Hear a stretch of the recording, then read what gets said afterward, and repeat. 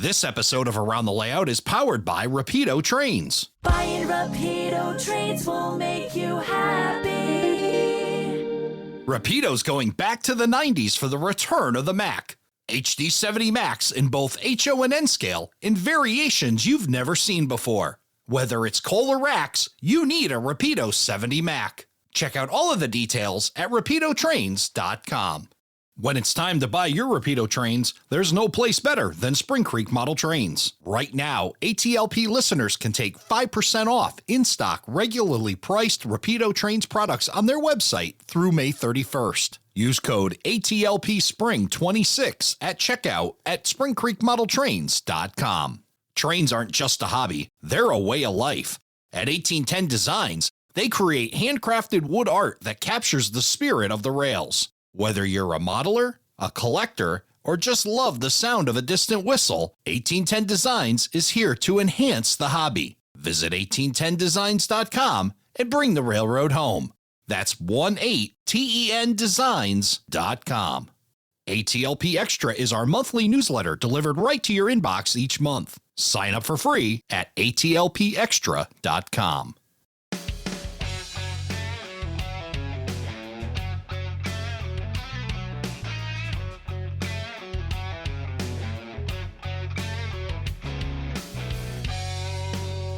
Hello, everybody, and welcome to Around the Layout, where model railroaders come to tell their story. My name is Ray Arnott, so glad you could join us. It's time to find out what's happening in model railroading. Let's get started by finding out what's trending in the hobby with Joe Markins. This is Joe Markins from the Dojo Trains YouTube channel, and here's what's trending in model railroading.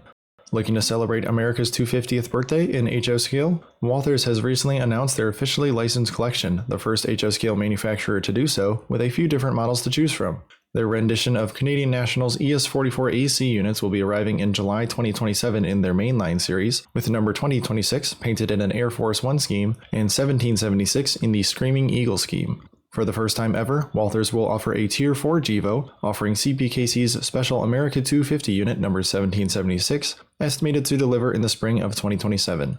These three mainline locomotives are offered DCC ready with a speaker installed or with DCC and sound with an ESU Essential Sound Decoder. Moving to the Walthers Proto lineup, a pair of specially painted GP60s will be offered with road numbers 1776 and 2026, with a delivery estimated in December of 2026. This model will come with all the typical features of the Proto series, with Lock Sound 5 as the DCC and sound option, plus LED ditch lights and a limited edition Titans of Steel trading card. Walthers have also announced some rolling stock perfect to pull behind these locomotives, a pair of 72-foot modern refrigerator boxcars with a similar scheme as the GP60s, plus a 60-foot high cube Plate F horizontal post boxcar, painted in a full car TTX American flag scheme. Those models will arrive in October 2026 and spring 2027 respectively. Full model photos are available on the Walthers website under the America 250 banner on their homepage for you to decide if any of these special cars will make their way to your layout. Rapido Trains have announced a new run of LRC locomotives and passenger cars in both HO and N scale in light of the prototypes nearing their retirement. The LRC, standing for Light, Rapid, and Comfortable, served for multiple decades, but the time has come for them to end their service careers and begin a new life in model form. For the first time, Rapido will offer special boxed sets for the LRC in both HO and N scale in either VIA or Amtrak paint schemes, including a locomotive and 3 coaches. N scale will also feature a special demonstrator set of a single locomotive and passenger car too. The boxed sets will come with a pair of LRC glasses, a 48-page illustrated book by Kevin J. Holland, and an exclusive LRC tie clip and cufflink set. LRC locomotives are also available separately in both scales, but single coaches are only available in HO scale, with a variety of VIA wraps and paint schemes from throughout their service lives. Features on the LRC locomotives include MoPower capacitors, new high-quality speakers with sounds recorded from locomotive 6921, and improved metal couplers and wheel face profile. The LRC passenger cars also include capacitors to power the interior and marker lights that are controlled with a magnetic wand, plus free-rolling trucks and detailed diaphragms with etched metal gates. Make sure to order your LRC boxed sets, locomotives, and passenger cars to keep the LRC legacy alive. The latest run of HO scale Athearn Genesis GP39-2s are now arriving at Athearn's warehouse and will be shipping out soon. This run features significant lighting upgrades, including lit number boards and classification lights where appropriate. Road names include CSX, Santa Fe, BNSF, Delaware and Hudson, and the Portland and Western. each with 3 road numbers to choose from. Each model has unique details that separate it from the others of the same road name, with different horns, ditch-like configurations, and cab number styles and location depending on the prototype. Make sure to reach out to your dealer to reserve yours today, as these new Jeeps are selling quick. In the market for an N-scale steam locomotive, Broadway Limited Imports have recently announced a new run of Reading T1 Northern locomotives, complete with functioning smoke. These models will arrive in November 2026 with a pre-order deadline of June 25th. Paint schemes include 2 road numbers of an in-service look for the Reading, a modern excursion appearance of Reading number 2102, plus Chessie Steam Special, American Freedom Train, and a Fantasy Holiday scheme to round out the lineup. Models can be ordered with BLI's Paragon 4 decoder or DCC ready in their Stealth line, which includes a pre-installed speaker to make it easy to plug in your decoder of choice. Order your Northern today from your favorite dealer or local hobby shop. Atlas Model Railroad Company made a splash at the 2026 Amherst Railroad Hobby Show earlier this year with a tease for a new HO scale auto rack model, which has now been officially released. Atlas will produce the modern Trinity Hourglass auto racks for the first time in their master line, with an expected delivery in the 4th quarter of 2026. Road names will include BNSF, Canadian Pacific, Norfolk Southern, Providence and Worcester, or GATX, and Union Pacific, with 4 road numbers offered in each scheme. These models will feature 4 body style variations, see-through etched metal side panels, metal couplers, and a detailed underbody. Make sure to put this model on your wish list before it arrives later this year. Scale Trains recently took delivery of a large shipment of models ready to make their way to your layout. In HO scale, the latest run of General Electric ET44s arrived, with the first time that BNSF ET44 ACH units have been offered from Scale Trains, as well as brand new CPKC ET44s that are ex-Baffinland locomotives, a proposed railroad in the Arctic Circle that was delayed and the locomotives were sold back to Wabtec and subsequently to CPKC. Also in the shipment are the Gunderson Multimax Auto Racks, another modern auto rack to add to your layout with road names such as CSX, Ferromex, and Union Pacific, among others. In their HO scale operator line, Pullman Standard Silverside coal gondolas are also now available, with a few different paint scheme variations for the Southern and Norfolk Southern after the merger. These operator line models were the first to be announced with molded-in grab irons to give these value-priced models a higher level of detail.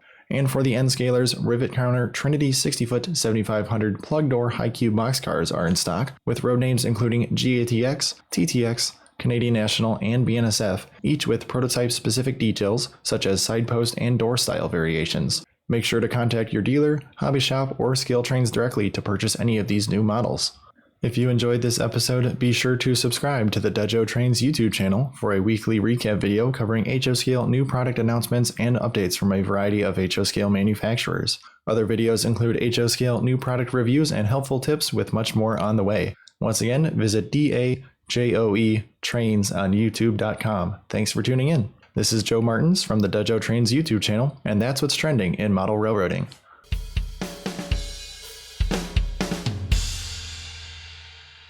Well, thank you, Joe, for that report. And now it's time for our deep dive. This is where we go beyond the press release with a newsmaker in the hobby. And joining me this month, the owner of Rapido Trains, Jason Shron. Jason, good to see you. How's it going? Good to see you too. It's going well, and glad to have you back on Around the Layout podcast.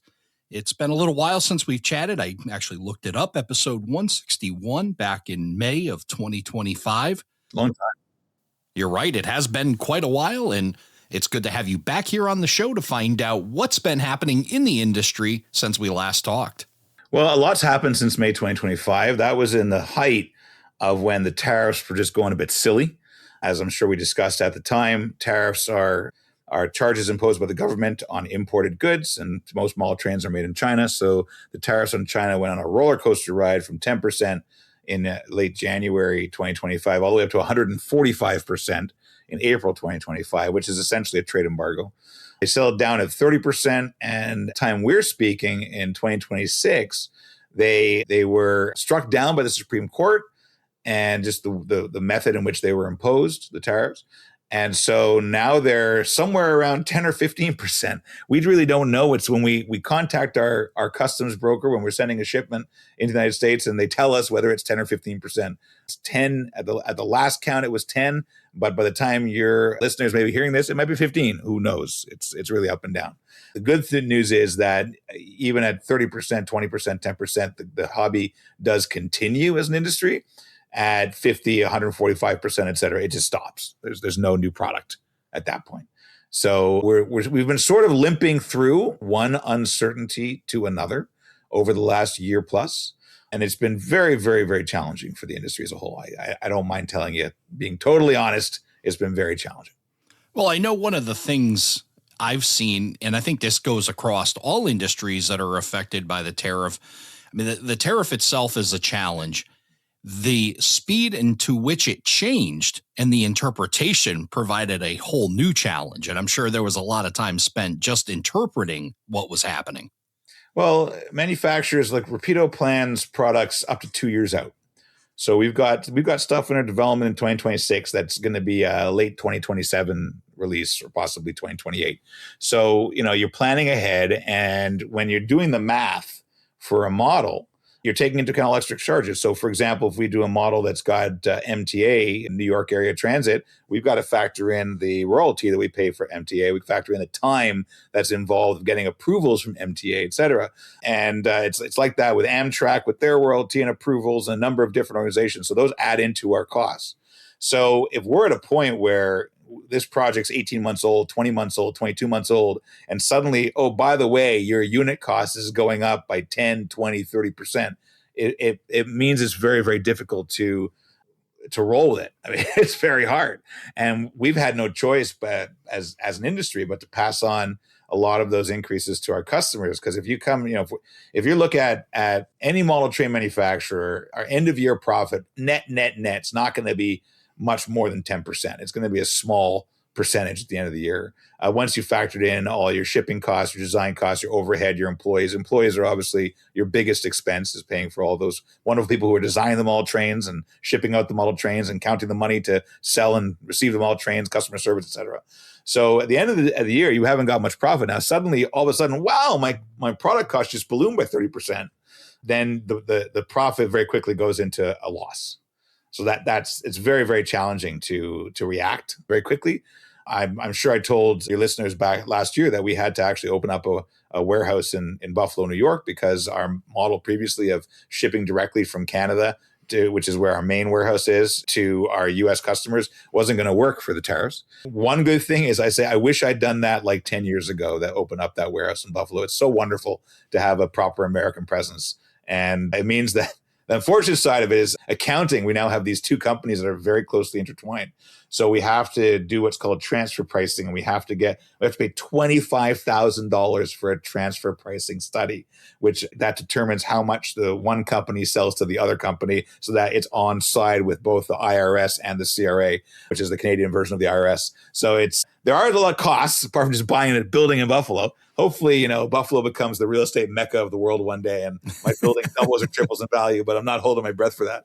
But I wish I'd done that a long time ago, because it made sense. Most of our business is in the U.S., so it's nice to have a U.S. presence. Now, we've actually got about a third of our North American employees are based in the States. All our product designers a number of them are spread around all the way from Washington State to Maine. So it's really across the country. That means we're paying payroll tax in like 8 different states. Yeah, what can you do? So it's about time we had actually an office and warehouse in Buffalo. So it's nice. That's cool. Every time I go there, I got to tell you, Ray, we rent our space in Canada. We rent our space in England for our English company. But when I go to that Buffalo warehouse, it's mine. Nice. It's mine. I stand. It's like, this is mine. This is not. I'm not giving money every month to somebody else. It's mine. And it's a really good feeling to actually have bought a warehouse in Buffalo. So I'm very proud of that.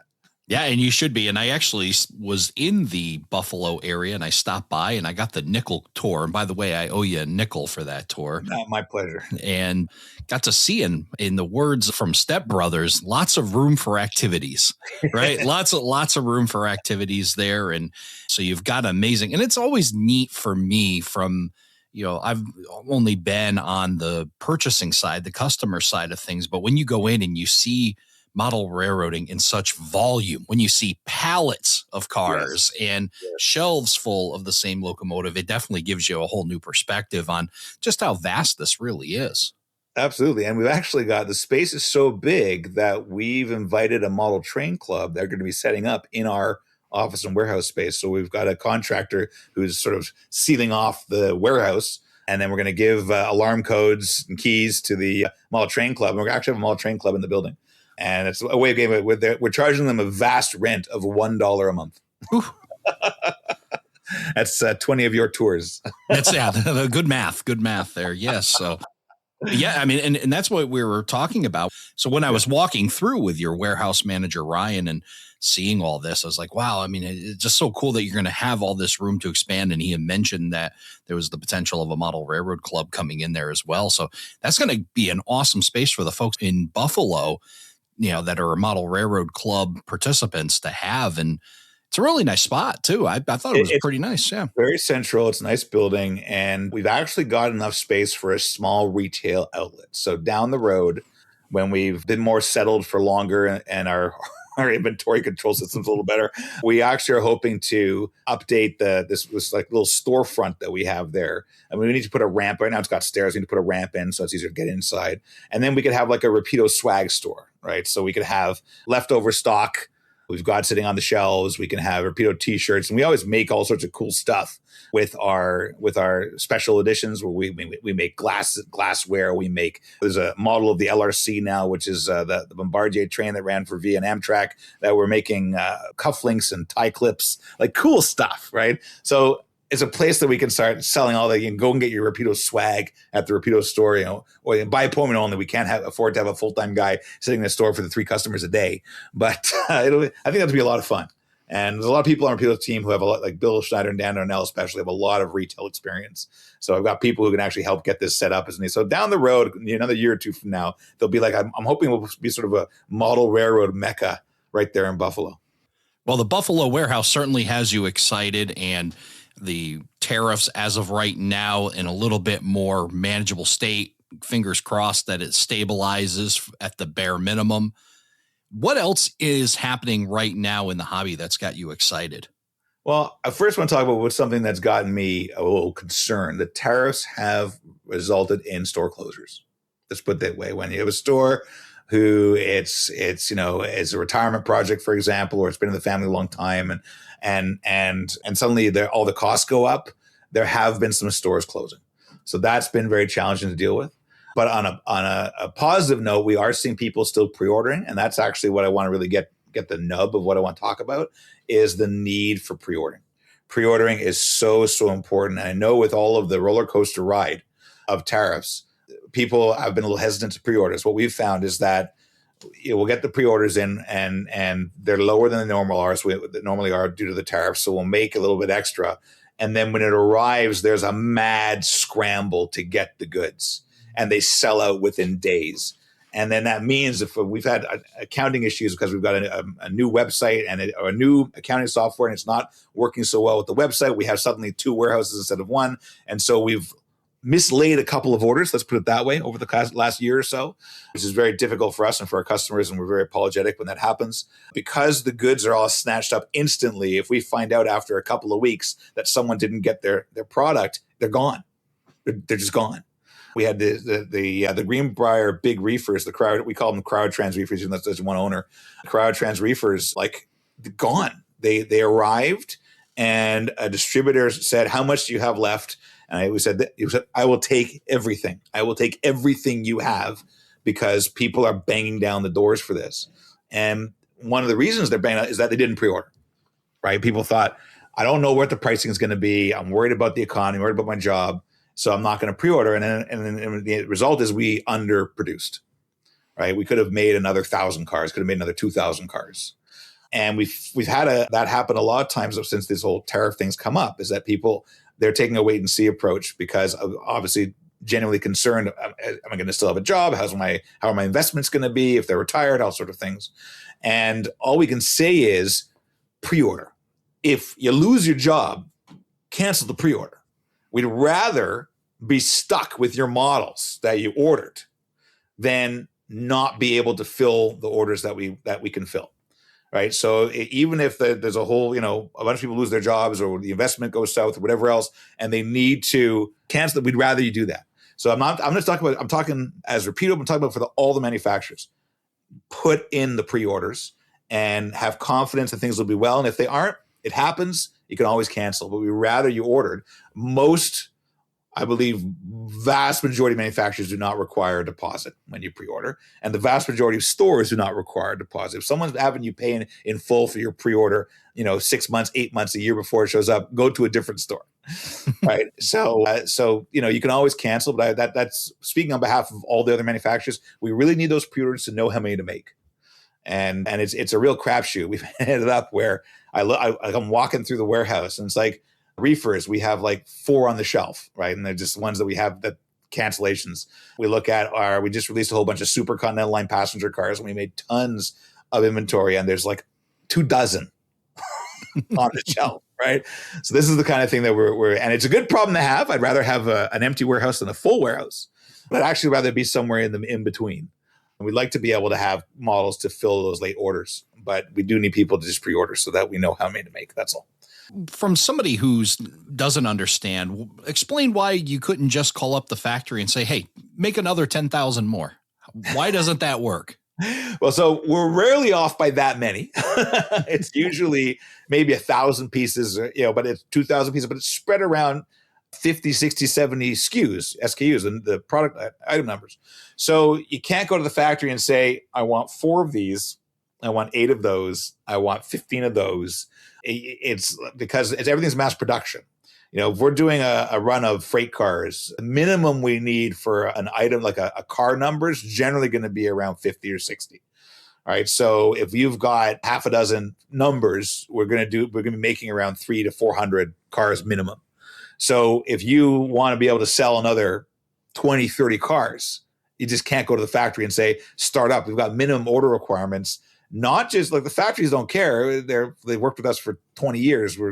If we say make 50 pieces, sure. But their suppliers say, well, you want to make 50 engines? Well, the minimum is 300 injection shells. All right. So all your parts are 300, or the minimum of the wheel sets is 1,000, or the minimum of the couplers is 1,000, whatever it is. Right. So you end up with, I wanted 300 cars or 50 engines or whatever, and I've got to buy all this extra stuff, which shoots my cost up. All right, so it just ends up being very, very, very costly. And the factory gets into a groove when they're doing a big production run. So you give them an order for 5,000 pieces, it's great. They get into a groove and they become very efficient. If you get them to do 50, 100, 300 pieces, it's like making samples. They're having to, every time you want to print a new position, and giving it like a example is a modern diesel locomotive could have easily 200 or more printing positions on one model in 4, 6, 8, 10 colors. Every time you change a printing position, you're setting up that printing machine, and that takes half an hour, an hour. You're adjusting with Allen keys on 3 axes to get everything bang on. I have an example of a Canadian National passenger car the factory sent a sample, and the CN logo was drooping to the left because they hadn't lined up the machine properly, right? So the car wasn't perfectly horizontal and it wasn't perfectly straight on another axis, and the logo was drooping to the left. So then I get another photo a day later, and now it's drooping to the right. A little too much. Bring it back a little bit. You can do better. I said, you can do better. So every time they do that, I've watched them do it. They sit there, they make a minute adjustment, and then they make a print. They pick up the car with a magnifying glass and make sure that, and if it's something easy where it's, for example, like centered under a window or on a door, but it was on a whole body, they've got to check on the artwork and say, okay, the artwork says this is 43.4 millimeters from the end of the car, and now they're measuring with a micrometer. They're measuring the 40. Calipers. They're measuring with calipers, dial calipers, to make sure that it's straight and it's 40 whatever millimeters from the end. Right? It's a huge, laborious process, and this is not the type of thing we can automate, because if you want to automate it, the automation only becomes cost effective when you're making tens of thousands. When you're making 50 pieces or 60 pieces of car number 312897, you can't automate that, right? You got to set it all up and manually do it over and over again. So that's why in one of our factories, we've got 30 pad printing workers sitting at 30 pad printing machines, anywhere from 2 to 6 heads on the machine. A 6-head machine means it can do like 6 colors at once. Wow. Which is handy, especially for a lot of the British logos. on these old, we're doing these British coaches from the 1910s and 20s, and they have very colorful, very intricate logos. So you see it, you need all 6 heads to do the logo. And all of this being managed, and as this airs, I've already now figured out exactly what it feels like, a 15-hour flight to where all of this is happening. And I can only imagine what it's like to try to manage all of these very intricate details from being that far away as well. And in the phone calls and emails and back and forth has got to be a challenge. There's constant back and forth every day. Every morning I get up and there's easily 30 or 40 new emails from the factories. We have 5 factories that we work with, 3 of which we started ourselves.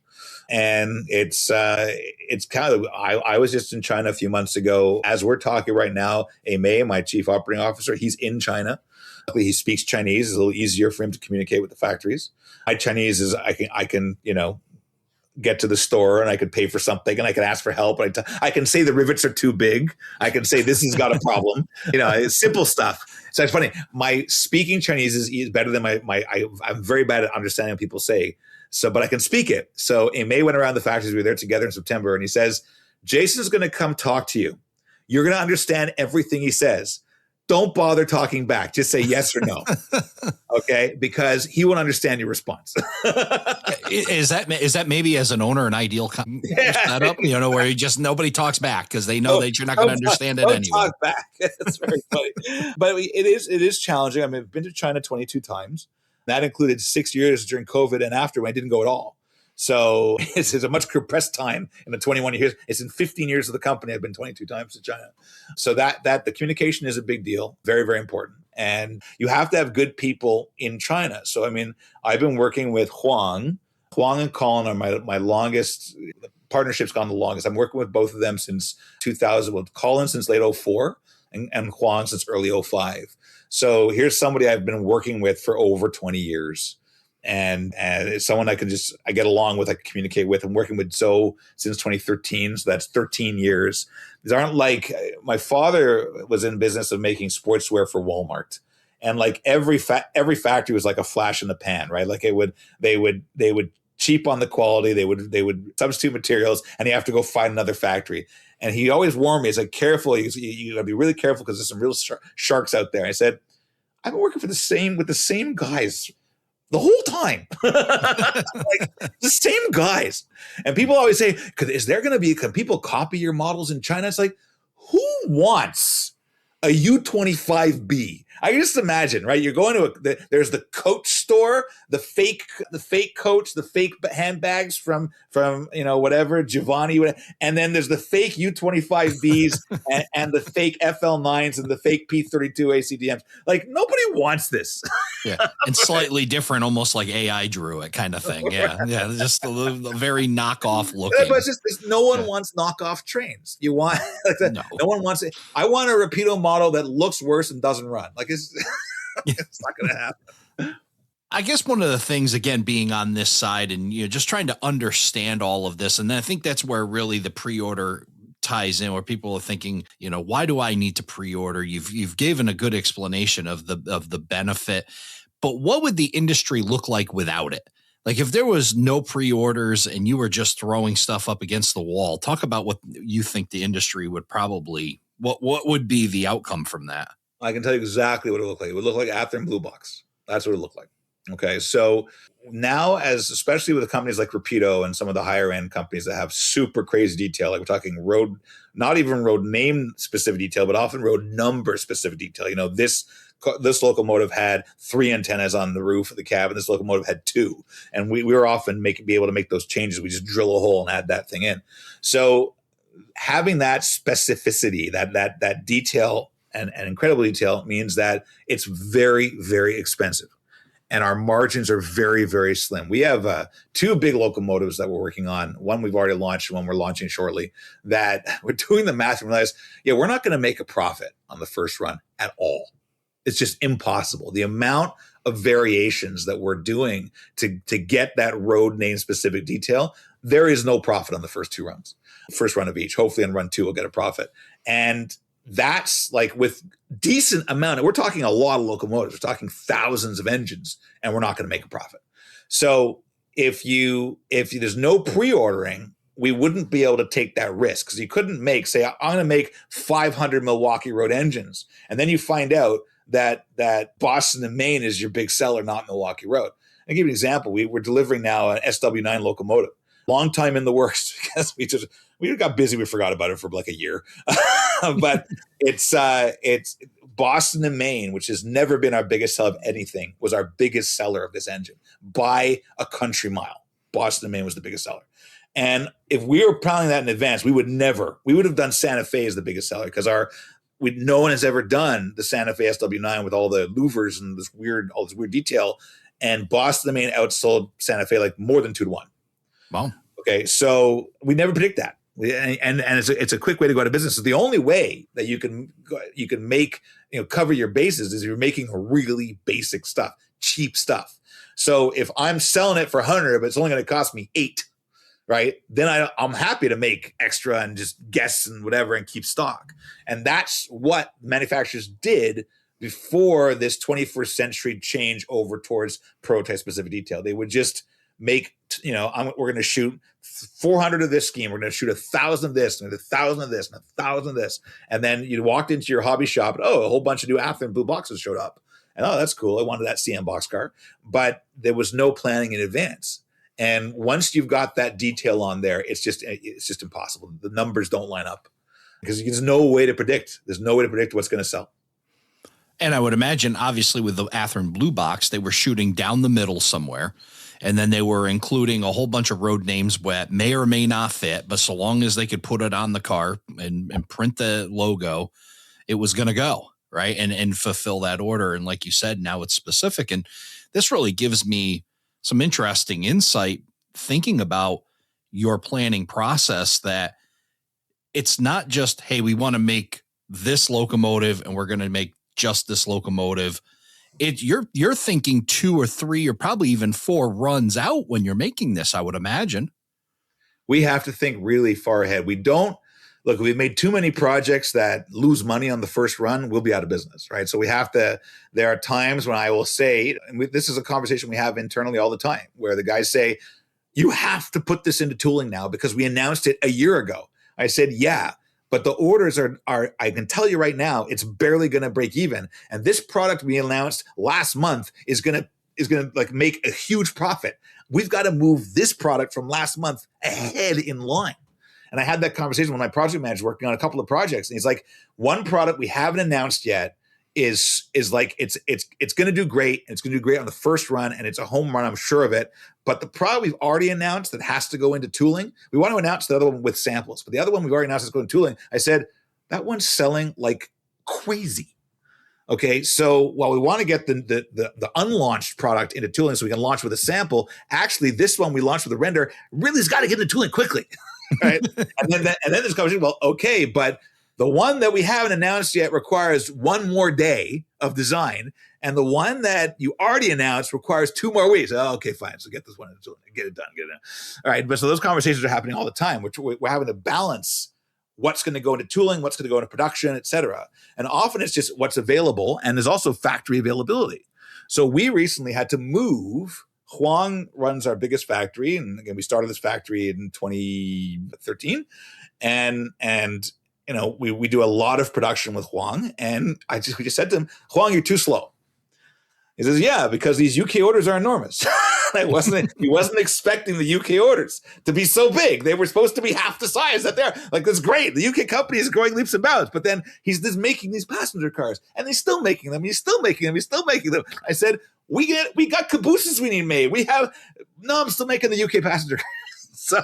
So I actually had to move 2 or 3 projects to other factories of ours, because so that's something where we're always having to balance. So we may have a plan that we're going to make all these so many projects from this factory, and there's a schedule. This is when we're going to make them, and then the order comes in, and it's enormous, and then that throws out. I mean, it's a great problem to have, but then it throws all the planning off, right? And there's other times when the orders come in and they're not good enough. We had that with the P32 ACDM.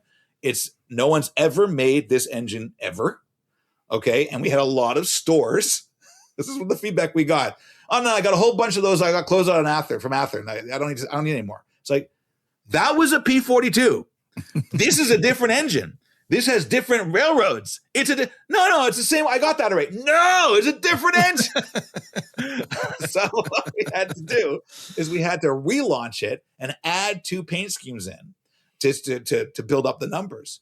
But we had a slot. We had a slot like last year for that engine. And now we don't have that slot anymore. It got filled with more British passengers. But like that was part of our planning. That to us was always going to be early 2026 delivery. And now if we're lucky, we'll squeak it in before the end of 2026. Right. So then that throws your cash flow planning off too. So these are all challenges, and it's why I have very little hair left. You're doing pretty good comparison. This is an audio podcast, but we'll just say that Jason is doing better than I am. And that's what I'm thinking. So you've got Rapido UK, you've got Rapido up in Canada, you got the new warehouse in Buffalo, and then obviously the factories are running over in China making these products. You've got all this. How in the world do you keep your finger on the pulse? It's difficult. That's a big challenge. Also, because there's another goofy factor is that we rely on ESU for the sound files, right? And so we got ESU saying, "Where's my circuit board?" And we have to test it and saying, "Oh, they already made them." And the ESU says, "No, we have to test them. You have to send them to Germany so we can test the circuit boards." And so that's another goofer factor we have to. And that's actually the one that causes me a lot of stress and anxiety. Is that we need the sound file for this. Where's the sound file? Where's the sound file? Or the circuit board's not working or whatever. There's a lot of things to juggle. I've got good people, which is the important thing. So Aimee being my COO has been a really big weight off my shoulders.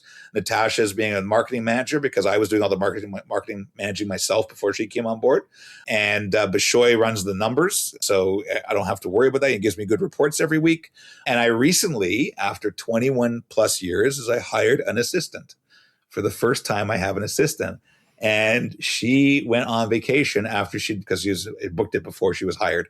And she went on vacation after being with me for 3 or 4 weeks. And I was like, how did I survive? How did I survive without an assistant? Because I'm like, hang on, how do I set up the Teams meeting? I got to set up a Teams. How do I, and my inbox was always sitting at 200. And when she's here, she just goes through it all and lets me know, you have to answer this guy, you have to answer this guy, right? It's what should I say to this person? And that's a big help. And so I really like that. This is like another, and the reason I have one is because my wife ordered me to get an assistant because I blew through like 2 or 3 meetings in a week where I just didn't know they were happening. They were on my calendar. I was too busy. And she said, you need an assistant now, like now. You needed one 10 years ago, but do not pass go, do not collect $200. And she made me get an assistant. But it is a challenge. We've got Ashley as our new project coordinator. She started a few months ago, and she's tracking the products using project management software, which Rapido didn't start using until 2026. So everything. And we had a couple times, like the N-scale turboliner. We're in a meeting, and we're looking over our projects, and we scroll down right at the bottom is the N-scale turboliner. I said, hey, where are we with that? And I think it was Josh said, I finished design of that 6 months ago and you were supposed to send it for tooling. Whoops. Yeah, it sounds like it was time. Yeah, in 2026, it's time to start using some more modern technology to manage all that. So yeah. Oops. So the N-scale turboliner was delayed by 6 months because I forgot about it. It happens. It just has you can't. Project managing in your head is fine when you're a small business with 4 employees and you've got half a dozen to a dozen projects a year. But right now, either in production, in design, or in tooling, we've got like 100 and something projects. Right. So we need to track it better. And that's now I've been very good at getting people around me who can do that, because my goal, my UK company is wonderful. I am in 2 meetings a week. I go to the UK 3 times a year. They come to me when there's a crisis comes up. Something came up the other day, and Andy called me. Comes up, right? That's it. Rapido, I think, in North America, now that I've got the right people in place, we're heading down the road so that I can be in the 2 meetings, 3 meetings a week. I can actually get some time to work on my layout, and I can actually, travel a bit with Sedura. So we only ever travel for Rapido. So it's like, we don't need to travel. Okay, well, we're going to the UK companies. Let's go there. Ugh, UK again. Yeah, that's where we're going. Come on, don't, a lot of people are very envious that we can go to the UK, but we have to go for work. So that's where we're going. No. That's to keep sanity and everything else. You definitely need a vacation that's not model railroad surrounded and Rapido surrounded for sure, and be able to break away from it. Yeah. I have trouble with that. I have trouble turning off for so long.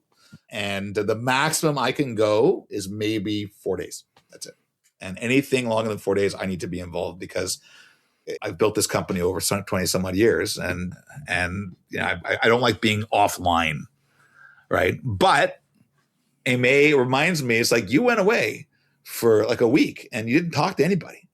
I said, that's true. He said, how did everything go? I said, everything went fine. You took care of everything. He said, yeah. So yeah, it's like he's reminding me, it's in my head.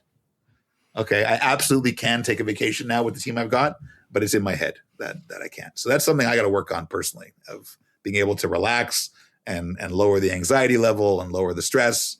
And when you're used to being stressed and anxious for 20 years, right? Now that you don't have to be stressed or anxious, it's just like, that's like the neural pathways that have been worn down in your brain, that's you're used to going to stress and anxiety. And now with this amazing team, I don't have to be stressed or anxious, but that's my like default position, is to worry about it. Well, and it's understandable. It's no longer just something that, it's you on the line. You've got a lot of people depending upon you and depending on the team for livelihood. So it's critical that you keep your finger on the pulse and that you have the right people in place and that you're able to know what's going on, because there's a lot hanging in the balance. That's true. And obviously if we make any mistakes, bring out the wrong model, it all comes down to me. I mean, I'm the the buck stops with me, literally.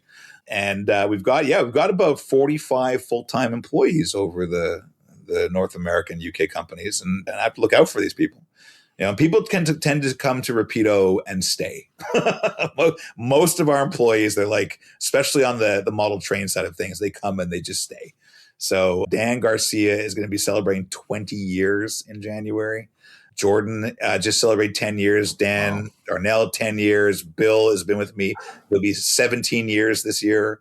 They come and they just stay. Josh is celebrating 10 years at the end of the year too. So it's nice having this team and they're my good friends. I mean, these are my some of my closest friends are Rapido employees. And that long tenured employee certainly helps you continue. It's not starting over again. These guys have been there since, really 20 years, 10 years. They understand it, and they've seen Rapido grow, and they've seen the path that you're on and starting to understand you more and more and more and see your vision. That's definitely got to help keep this thing projected in the right direction. Oh, absolutely. And I mean, like, Bill and Dan are so senior, Dan Darnell, in terms of product design, I can just leave them to it. And they'll sit down on a meeting and they'll show me what they've done. And they know how to talk with the factories. They know how to design a model. They know what they're doing. Jeff Lassan, who's, sort of third in line on the product development side, he's getting to that point soon. He's been with us now over 3 years, and he's getting to the point where he could just go with it, and I can leave him to it. I just have to be. And then we've got Alex Troshane has started recently, and so we've got it's like there's like a continuum. So you've got Bill as the oldest project manager, and then in years too, I can make fun of him that way. I'm sure he'll be listening. And then Dan Darnell, and then Jeff is helping to train Alex and helping to train Michael, and Josh is also, because he does artwork, he also does project management. So it's nice having these steady hands that can help guide the team, which is nice. And we'll often be in meetings where they're looking to me to give a project an okay, like yes or no, should we make this? I say, why are you asking me? Like, more about this train. This never ran on my layout. So I don't know much about it. So why are you asking me? Well, we learned in our interview here that we have factory workers that aren't allowed to talk back to you at all, but you have tenured employees. And I know that there's a lot of passion projects of yours within the mix at Rapido, especially buses and passenger cars. But of those tenured employees, are there any of them that will actually say no to you? Oh God, yeah. All the time, all the time. I'll want to make something and then just say that's not a good idea. Or there's a lot of back and forth, and we have real open conversations. We were looking at a freight car we wanted to do, and I said, this is a great car, and everyone's going, this is a great car, but actually then I said, okay, I'm not putting on. You guys all know everything about these two freight cars, but if I walk into a hobby shop, I can't tell them apart. Right. Okay. They are totally different freight cars with different purposes. But to me, they're very similar. I said, well, one of them is like 20 feet longer. I said, okay. But I hear, Rapido freight car style X. I'm only going to order one. And we made this mistake where we brought out a CN Commodore boxcar, and then we brought out a different CN Commodore boxcar, and it confused the heck out of everybody. And as a result, the second Commodore boxcar didn't sell. And that's me, because I wouldn't, I wonder sometimes how the heck you guys know so much about the products. Like you know the differences between all these different U-boats. I don't know. Right. I mean, it's a U-boat, right? I mean, I don't know. I mean, you guys have such intricate knowledge of all of this. That's amazing in itself. But then being able to take all that knowledge and be able to convey it to the public so that they know the difference. Yeah, and it works sometimes, and other times it doesn't. And see the conversation we just had about P32 ACDMs. Right. People think, but I got that already. It's like, no, you don't. Right. All right. So there's only so much we can do. And so often we get a bit of tunnel vision, and we think, well, everyone's going to know these are different. Right. Everyone knows the difference between P32 ACDM and P42. No, most people don't. And so we have to do our best. And that's why we have master classes on our website. We do our best to say, no, this is not the car you had and or you thought you had, or not the model you thought you had. And we had a challenge. And this is a challenge for us when it comes to the N scale market, which is something that's been a tough nut to crack. I think we finally cracked it with the RDCs. The N scalers are very happy with the RDCs that we've been doing. But with freight cars, what we've discovered in N scale is if there's a half the market cares about detail and wants everything to be prototypic accuracy and separate applied parts and everything, and half the market doesn't. So it's the same thing in HO. The super detailed stuff doesn't appeal to everybody. So we found, like with the cryotrans reefer and N scale, people were saying, oh, I have that already. No, you have an insulated boxcar, like totally different car. But no, like from the 20 feet away on the layout of a train full of cryotrans reefers, I don't need any more. It's like, but they're different. You can't. So there's no, like, it's the hardcore guys want it and they get it, the ones who know the detail.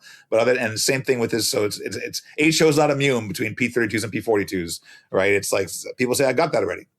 So that's our challenge to educate the public, and we don't always get the word across. I was doing a presentation at a club in New Jersey, and someone came up to me and he said, like, yeah, I've never really noticed Rapido before, and you seem to have some nice stuff. Like most of my models are by X and Y. I won't say the manufacturers. And it's like, yeah, but look at, and we had one of the club members, thankfully, Ben brought all his Rapido models, so we didn't have to drag it all from our Buffalo office. And I said, but we make, oh, that's really nice. Yeah, we make this, we make this. It's like, wow, you make a lot of stuff. It's like, he apparently saw us for the first time at the Springfield show. And he's a serious model railroader who's got a big collection, and he's never really looked at Rapido. And Bill will go to a show with, and he's got, name it, a Pennsylvania Railroad E44. He's got FL9s. He's got Southern Pacific cabooses. He's got this and that and whatever. And he'll get, I thought Rapido only made Canadian models. Yeah, like American models are 75% of our sales. Right. Right. So we don't just make Canadian, we just make Canadian models in 2009, like something like that. But we've got a very diverse catalog, but we don't know how to reach everybody. We got print ads, we've got online ads, we got our YouTube videos, we got our newsletters, and we just do our best to reach people. If any of your listeners are not getting our newsletter, that's the best way to find out new Rapido products is go to our website and sign up for our newsletter, and then you'll be the first to know, because the dealers get their email the same time the customers get the newsletter. So that's, Dealers hate that, by the way. They say, well, give us a day or two notice. And every time we do, someone spills the beans. No, they can't be trusted with it. They're going to get it the same day. Yep. And we'll share all the links to that on our website, aroundthelayout.com/227. Well, I can tell you for absolute certainty, and I've said it before, there's nobody that has more fun in the hobby than Rapido Trains. No, and you guys just show it. The enthusiasm's there. Booth looked awesome. You're going to have to take, kind of everybody's word for it at the Railroad Hobby Show. We finally brought the booth into the 20th century. It looked fantastic. You did a really nice job with that. But everybody there smiling, having a great time, enjoying, even through the whole challenges that we had in Amherst this year. Talk about the joy of the hobby for you folks at Rapido and in general. Talk about that part of having fun through all of this. That is so important. I mean, we get a lot of very positive emails. We also get a lot of very negative emails. And from the negative emails, some of them you can tell that the person writing the email has a lot of challenges in terms of finding joy in their hobby and probably in their wider life in general. This is in the world today is very in flux. The certainties that we lived with in sort of the post-war era of the latter half of the 20th century are very much up in the air. I think that they sort of blew up in 9/11 and it's been lurching from one thing to another for the last 25 years. And I think we need to find joy in any opportunity that we can. And this hobby is a wonderful way to do that. So when the Rapido team, we have fun with it. I mean, we have fun doing crazy videos. We got a New York subway for the day and we just went up and down the line, filming shenanigans on the New York subway. And that video is going to be on our YouTube eventually. But it's like, you have to have fun with it. I mean, first of all, from an industry perspective, there are a lot easier ways to make money than being a model train manufacturer. I'll tell you that right now. I was one time talking with somebody, and he was an IT guy. He would make apps, do a startup, and then sell it for like 1,000 times the price. Right? That was his business, and he'd already sold like 2 apps, and he was sitting on a considerable amount of money. And he said his overhead was an office, desks, and computers. And my overhead was all these steel molds sitting in a warehouse. And he said to me, sounds like a very difficult way to make money. And he's right, it is. But we're passionate about it. We're doing what we love. We're making amazing. How lucky are we at Rapido that we're taking everyone who's working on the design side is a model railroader. How lucky are we that we can take our hobby and passion and turn it into a career. And trust me, we all still do modeling. Right? It's not like, I can't look at another train anymore. No. It's like our trains is our job, and then trains is what we do in our spare time. Right. So we love that we're very lucky to be doing it, and then we want to convey that to our customers. But most importantly for our customers is that this hobby should bring you joy. And if you're doing something in a hobby that's not, if you're frustrated because you're stuck on electronics or you're wiring or whatever you're doing, or something that's driving you crazy, stop. Take another part of the hobby, go somewhere else in the hobby. If wiring up your layout is causing you to scream in frustration, go build a couple of kits, go do some weathering, go do something that will bring back the joy. And if nothing is giving you joy, then maybe it's the wrong hobby. Maybe trains are good. Just buy them, put them on the shelf, but go do gardening, because gardening is what actually gives you joy. Right. But we need these things. We need to be, and it's like simple pleasures. I mean, you, Ray, and I'm sure you're exactly the same, that when we're driving along and you get to a level crossing, you're not saying, damn, you're saying, start flashing. And then it starts flashing, and you just stop. You're all right, I'm first. And you're watching that train go by, and that joy of, I'm going to be 5 minutes late for a meeting, but I don't care because this is a manifest freight. And oh, look, that's a 1973 Boston Main hopper that should have been retired that just went through on this train. Exactly. I get the opportunities to ride with my boss in my full-time job. And we were out riding in central New York, and we came on a crossing, and it started to activate just as we were pulling up. And I said, timing is everything. And he had no clue what I was talking. He's like, yeah, we're going to be late for this, or yeah, this really meant nope. No, it'll all be good. It's going to be great because we got a CSX going by. Hopefully they're dragging some old cars behind them, something interesting to look at. Or when you get suddenly a whole bunch of Jeep 38s on the con. Like, I love that. There's a whole bunch of the GVOs and then GP38-2s and GP9s stuck in there. And just There's exhaust coming. The GP9RM is running. Dude, you've got so much horsepower. Why did you MU with the GP9? Okay, the GP9 is pulling the train too. It's hilarious. Yep. It makes the days go by. It makes it more enjoyable. And I think it's all about keeping everything in perspective, right? It's not Rapido Pharmaceuticals. It's not Rapido Artificial Hearts. It's Rapido Trains. And we have to remember that as consumers, that it is a hobby. It is fun. Get out there, have fun. Be like the Rapido folks. They have a lot of fun. You see it in the videos. You hear it in pretty much anything you guys do or touch. There's a lot of fun involved. So great examples of that in the hobby. I'll give you one last parting note is that when I have an auto response because I'm on vacation, I always put in, if this is a model railroad emergency, please remember there is no such thing as a model railroad emergency. Well said. Well said. Unless your assistant goes away, then it all becomes an emergency. It's all an emergency. There you go. Jason, so great to catch up with you here on Around the Layout podcast. Thanks for stopping by. Thank you.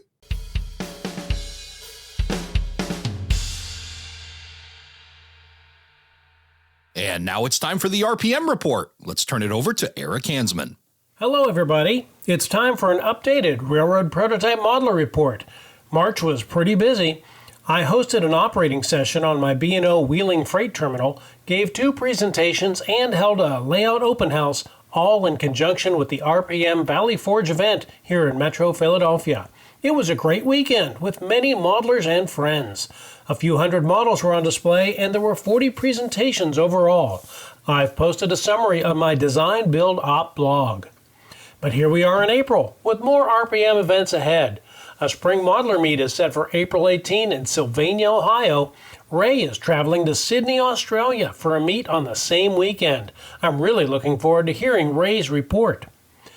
I recently received info on the 3rd annual L&N Modelers Meet set for April 25th in Bowling Green, Kentucky. It's a free event open to all modelers. Looking ahead to May, RPM Carolinas opens on the first weekend in Charlotte, North Carolina. The annual Railway Modelers Meet follows on May 22nd through the 24th in Vancouver, British Columbia, while the New England RPM closes out May in Springfield, Massachusetts. I'm making my plans to attend the New England Meet this year, and I need to finish a few models. For information and links to these and more upcoming events, check the RPM calendar link at aroundthelayout.com/RPM. Make plans to attend a prototype modeler meet near you. I'll be back next month with another RPM report. Until then, let the prototype be your guide.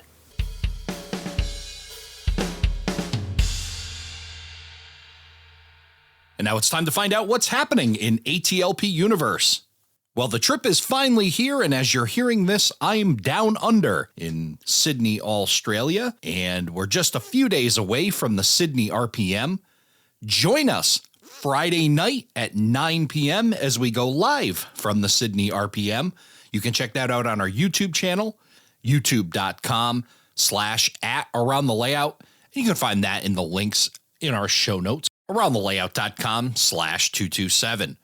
And then on Saturday night, we'll go live from Paul Kessar's Riverbelt line. Join us at 9 p.m. Eastern Time. And again, youtube.com/@aroundthelayout. There's a few events happening back here on the Northern Hemisphere. The New Braunfels Train Show is April 25th and 26th in New Braunfels, Texas. That's being held at the New Braunfels Civic Center. The Spring Creek Model Trains N-Scale Free-Mow Weekend is that same weekend at the Thayer County Activity Center in Deschler, Nebraska. Be sure to head out to Deschler, check out the store, and then head over to the N-Scale Free-Mow. The Lincoln Area Railway Historical Society Show is May 9th and 10th in Lincoln, Nebraska. That'll be held at the Sandhills Global Event Center. And the Ohio N-Scale Weekend at the Marion County Fairgrounds in Marion, Ohio is May 16th and 17th. We will take the week of April 20th off from Around the Layout podcast. There'll be no shows on April 20th or April 23rd, but we'll be back at it on Monday, April 27th with a rewind episode followed by a topic episode covering the Sydney RPM on April 30th. And that's what's happening in model railroading. We'll catch you again next month. Thank you for joining us for this episode of Around the Layout. Learn more about today's episode, check out past shows, and much more on our website, aroundthelayout.com. Show your support by becoming an operating crew member at aroundthelayout.com/crew. Follow us on social media, aroundthelayout.com/social. And send us your feedback, aroundthelayout@gmail.com. Thanks for hanging out with us around the layout.